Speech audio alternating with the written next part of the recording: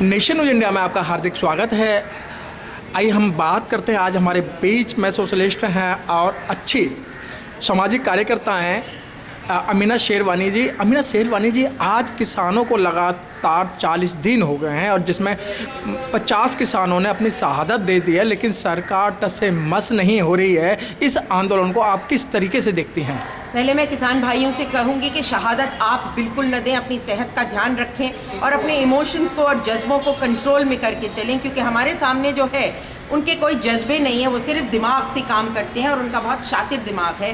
तो जज्बों से काम ना लेकर हमको भी थोड़ा बहुत अपने दिमागों से काम करना होगा। अपनी जान को रखिए, जान है तो जहान है। तो अपने आप को सबसे पहले तो किसान भाई सुरक्षित रखें, ये मेरा पहला मैसेज होगा।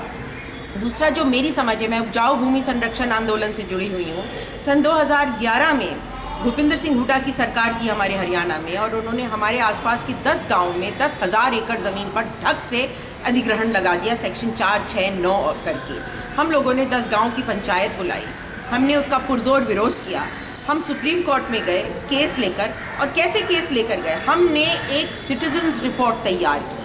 हमेशा सरकार के जो अफसर होते हैं वो रिपोर्ट्स तैयार करते हैं कि ज़मीन पर क्या हो रहा है। वो झूठी रिपोर्टें होती हैं, गलत रिपोर्टें होती हैं, सरकार को सूट करने वाली रिपोर्टें होती हैं। भारत की जनता की आदत है सोने की, चाहे वो किसान हो, चाहे वो शाहीन बाग की महिलाएं हों, चाहे वो हमारे अम्बेडकरवादी हों। भारत की जनता जब तक जागेगी नहीं और ख़ुद अपनी रिपोर्ट्स बनाकर नहीं पेश करेगी कि इस देश में हो क्या रहा है, तब तक हम जीतने की चांस ही नहीं है हमारी कहीं पर। तो हम लोगों ने 10 गांव की पूरी गूगल पे मैपिंग की।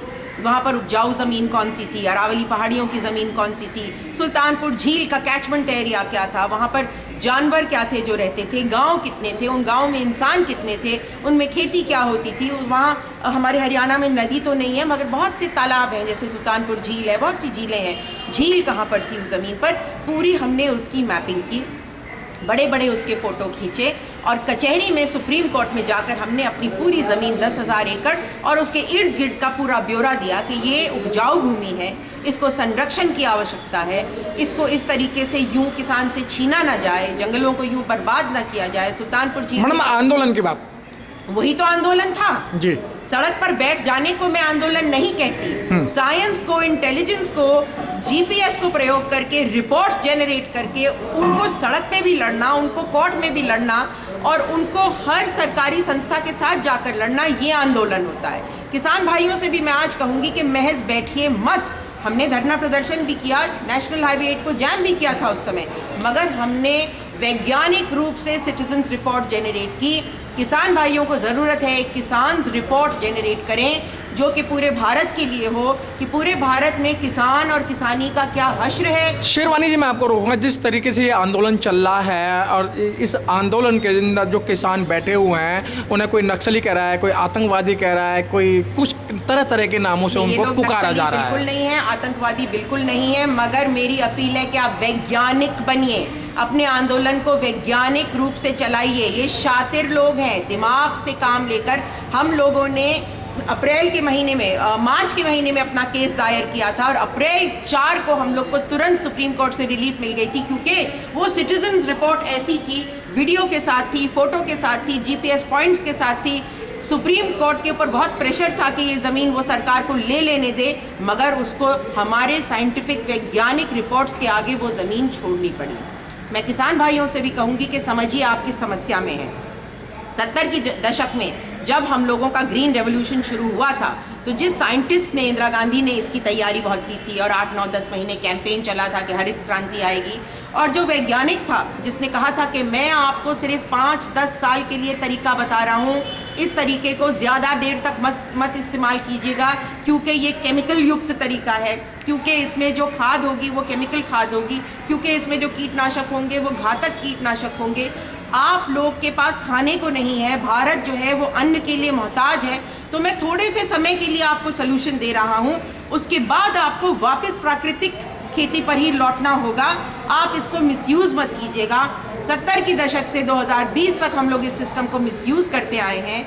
अब खेती और ज़मीन उपजाऊ नहीं रही है जब तक उसमें इतने सारे केमिकल्स ना डाले जाएं जो कि हज़ारों लाखों रुपए के आते हैं। और वो कैंसर, आपको मालूम है कि पंजाब में कैंसर के कितने ऊंचे रेट्स हो चुके हैं? पानी और ज़मीन हमारी जहरीली हो चुकी है इन महंगी खादों से और कीटनाशकों से जो हम खरीद के डालते हैं। फिर हम कर्जे में हो जाते हैं, फिर हम इसी को खा के मरते हैं, फिर हम आकर सड़कों पर बैठ जाते हैं। मगर अभी भी हमने वैज्ञानिक सोच, सॉल्यूशन वाली सोच हमने उत्पन्न नहीं की। हम सिर्फ इमोशंस से सोच रहे हैं और इमोशन से सोचकर हम इतने शातिर लोगों को कभी भी नहीं हरा पाएंगे।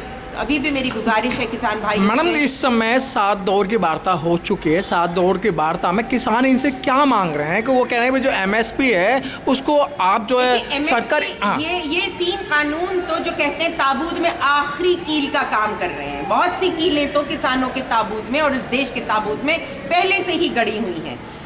अवैज्ञानिक किस्म की खेती करना, बहुत ज़्यादा कीटनाशकों का उपयोग करना, बहुत ज़्यादा कर्जे लेकर इतनी महंगी खेती करना जो सस्टेनेबल ही नहीं हो।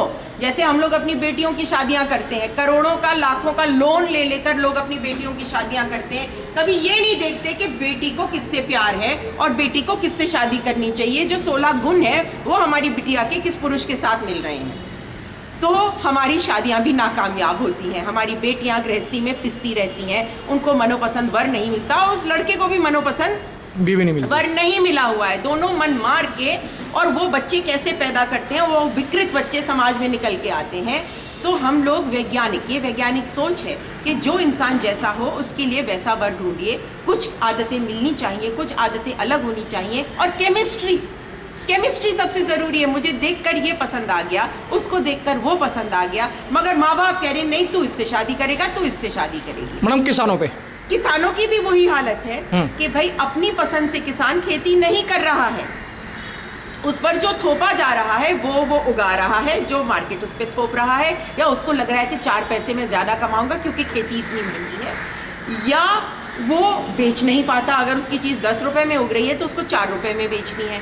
उसको आज़ादी नहीं है चुनने की कि वो क्या उगाए, उसको आज़ादी नहीं है बेचने की कि वो कब क्या और कितने में बेचे। उसको सहूलियत नहीं दी गई है कि उसके पास वेयर हाउस हो, उसके पास स्टोरेज की जगह हो। उसको महरूम रखा गया है उसके हक़ों से और फिर उससे बेगार करवाया जा रहा है एक प्रकार का। अमीना शेरवानी जी, देखा गया है कि जो लोग इस भारतवर्ष के अंदर जो आंदोलन करते हैं, अपने हक के आंदोलन करते हैं, जैसे अब भी जो NRC को लेके हुआ तो उनको पाकिस्तानी घोषित कर दिया गया था। जब दलित करते हैं उन्हें नक्सली घोषित कर दिया जाता। आज किसानों को सारी उपमाएँ दे दी गई हैं, ये पाकिस्तानी भी हैं, नक्सली भी हैं, और इनको जो बाहर से ऐड आ रही है, बाहर से इनको पैसा आ रहा है, इसलिए यहाँ बैठे हैं। जो पाकिस्तानी पर तो मैं कहूँगी भाई, मैं तो समझती हूँ कि भारत अखंड है। मेरे दिल और दिमाग में तो भारत अखंड है। मेरे दिल और दिमाग में तो अफ़गानिस्तान तक भारत है, उधर बर्मा तक भी भारत है, उधर तिब्बत तक भारत है, और मेरा बस चले तो मैं चीन को भी भारत में ही कर लूँ, क्योंकि भारत इतना विशाल और महान है। अगर हम अपनी महान सोच को आगे करें तो हमसे महान और हमसे बेहतर कोई देश नहीं होगा। जितनी डाइवर्सिटी, विविधता भारत में है, पूरी दुनिया में कहीं नहीं है। तो उस विविधता में हम किसी और को भी जोड़ सकते हैं, चाहे वो चीन हो, चाहे वो बर्मा हो, चाहे वो श्रीलंका हो। मैं तो बहुत नाराज़ हूँ रामचंद्र जी से कि वो विभीषण को क्यों राज देकर आ गए। हमें तो श्रीलंका को भी अपना लेना चाहिए था, तो आज वो भी अखंड भारत का हिस्सा होती। वो छोड़ा है, रामचंद्र जी जब छोड़ा है तो भाई मैं कौन होती हूँ उसको क्लेम करने वाली। तो मेरे दिमाग में तो पाकिस्तान भी मेरा है, अफगानिस्तान भी मेरा है, लद्दाख लेह भी मेरा है, चीन भी मेरा है, तिब्बत भी मेरा है, बर्मा भी मेरा है, और राम की भूल को अगर माफ़ कर दिया जाए तो श्रीलंका भी मेरा है। उसके आगे इंडो यूरोपियन जो लोग हैं करोड़ों, वो भी भारत में बसते हैं, जो वहाँ से आए थे। तो मुझको तो पूरा विश्व अपना ही लगता है। आज क्या कारण है कि मैडम पूरा, अगर कोई मुझे पाकिस्तानी कहे मैं बहुत खुश हूँ, कोई मुझे तुर्कमेनिस्तानी कहे मैं खुश हूँ। क्या मैडम आपको सरकार से डर नहीं लग रहा है इस समय कि आप इस तरीके कह रहे हैं, अगर मुझे कोई पाकिस्तानी कहे मैं खुश हूँ? कोई चिंता नहीं, मुझे कोई पराया नहीं लगता। और मेरा परिवार भी शायद कुछ ऐसा है कि मेरी नानी के भाई पोलैंड गए थे पढ़ने के लिए आज से 100 बरस पहले। हमारा मूलतः एक मुसलमान परिवार था, वो एक यहूदन को ब्याह के लिए आए 100 बरस पहले। लूबा आंटी तो हमारे एक परिवार का हिस्सा तो यहूदी है। हमारे एक मामू की शादी बहाई महिला से हुई है, एक मामू की शादी रोमन कैथलिक लेडी से हुई है, एक नेफ्यू ने चीनी लड़की, बुद्धिस्ट चीनी लड़की को ब्याह के ले आया है, किसी की सरदार से शादी हुई है। तो मेरा ख़ानदान तो मिला जुला हो चुका है और मैं चाहूँगी कि पूरे विश्व के ख़ानदान ही मिले जुले हो जाएं। मेरी दुश्मनी तो किसी से नहीं है, मेरा मन मुटाव किसी से है नहीं, मुझे सब अपने लगते हैं, मुझे तो पराया कोई दिखता ही नहीं। और जिससे अभी तक शादी नहीं हुई, हम तो पुराने लव जिहादी हैं, हम तो पूरे विश्व में लव जिहाद करते फिरते थे। बाप रे लव जिहाद का अच्छा वर्जन। ये नहीं कि हमने किस लुबा आंटी हमेशा यहूदन रही, लुबा आंटी ड्रेस पहन के आई थी, उनका जब दिल चाहता था वो ड्रेस पहनती थी, उनका जब दिल चाहता था वो साड़ी पहनती थी, जब दिल चाहता था शलवार पहनती थी, जब दिल चाहता था पोलिश भाषा में बोलती थी, उन्होंने हिंदी भी सीखी, उन्होंने उर्दू भी सीखी, बॉम्बे में रहती थी मराठी भी सीखी। उनके बच्चे, उनके ग्रेट ग्रैंड चिल्ड्रन इस देश में घुले मिले हैं। कितने ग्रेट ग्रैंड चिल्ड्रन की शादी हिंदुओं से हुई, सिखों से हुई, मुसलमानों से हुई, विश्व के कितने लोगों से। अब कौन क्या है, जैसा मैंने पहले भी कहा था कि केवल एक डीएनए हमारी पहचान होती है। जब आपको गुर्दे की ज़रूरत होगी या लिवर की ज़रूरत होगी तो आप अपनी जात पात गांव नहीं देखेंगे, जिसका डीएनए आपसे मिलता है सबसे ज़्यादा उसका गुर्दा आपको दिया जाएगा। जिससे आपका खून और आपका डीएनए मिलता है सबसे क्लोज, पूरी रूप से तो मिल ही नहीं सकता किसी दूसरे का, वो आपका सगा भाई है, वो आपका सगा है, और उसी के गुर्दा या लिवर या उसी की खाल या उसी का भी ट्रांसप्लांट आपको दिया जाएगा आपकी जान बचाने के लिए। तो मतलब सारे पूरे देश के अंदर भारतवर्ष की हम बात करेंगे तो आज पूरा भारतवर्ष जो है निजी हाथों में देने की बात की जा रही है और दे भी चुके हैं। चाहे जो भारत का एक बहुत बड़ा उपक्रम था भारतीय रेल, अब उस पर अंडानी रेल, जो बिजली डिपार्टमेंट है, एमटीएनएल है, वो सारा जो निजी हाथों में दे दिया गया है। तो सरकार फिर क्यों और कैसे? फिर वही समस्या आती कि सरकारी हाथों में भी उसकी इतनी दुर्दशा थी कि भारत की बहुत सी जनता ये समझती है कि अगर निजी हाथों में दे दिया जाएगा तो चमत्कार हो जाएगा। अंधविश्वास, दोबारा हम अंधविश्वास पर आ जाएं। अंधविश्वासों पर ही हम जीते हैं कि भगवान जी अगर आ जाएंगे तो सब कुछ ठीक हो जाएगा। भारतवासियों को अभी तक ये समझ में नहीं आया कि हमें खुद कर्म करना है अपने आप को गड्ढों से निकालने के लिए, और हमें एक दूसरे की सहायता करनी है। कभी हम अपना दिल किसी नेता के साथ जोड़ लेते हैं, कभी हम अपना दिल किसी अल्लाह या भगवान के साथ जोड़ लेते हैं। अपने दिलों को हम एक दूसरे के साथ कभी जोड़ ही नहीं पाते, एक दूसरे से हम जलते कटते कुड़ते रहते हैं। ये हमारी खासियत है। एक जोक था कि केकड़े भरे हुए हैं एक डिब्बे में, जिसमें रूसी केकड़े भी हैं, जापानी केकड़े भी हैं, जर्मन केकड़े भी हैं और भारतीय केकड़े भी हैं। तो अलग अलग डिब्बे रखे हैं अलग अलग केकड़ों के।